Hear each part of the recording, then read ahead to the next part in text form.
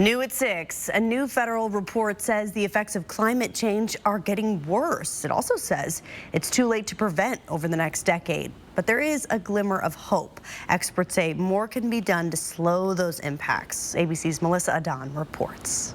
The latest climate report released by the federal government is ringing the alarm for Americans. The authors of the 5th National Climate Assessment warn climate changes are making it harder to maintain safe homes and healthy families, and that those challenges will worsen as temperatures rise. President Biden today pledging $6 billion. The White House says a lot of that funding will come from the bipartisan infrastructure law and the Inflation Reduction Act to combat climate change. It shows that communities across America are taking more action than ever to reduce climate risk. It warns that more action is still badly needed.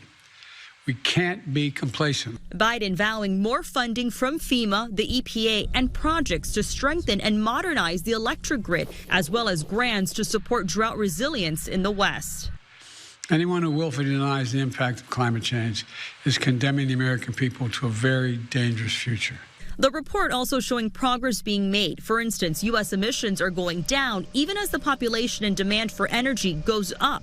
The major economies of the world need to make the major emissions reductions, and it's not just talk. Not only has the president passed the largest climate investment here in the United States, he's been able to bring together hundreds of nations around the world around this proposition. According to the report, many regions are experiencing multiple impacts at the same time at a much faster rate. In the 1980s, it states the U.S. had $1 billion disaster every 4 months. But now, on average, the U.S. experiences $1 billion weather or climate disaster every 3 weeks. Two other notable global climate reports that were released from the United Nations and the 2023 Climate Action Report also warn that global efforts to curb emissions are falling short. This going into a major UN summit later this month. Melissa Adan, ABC News, Los Angeles.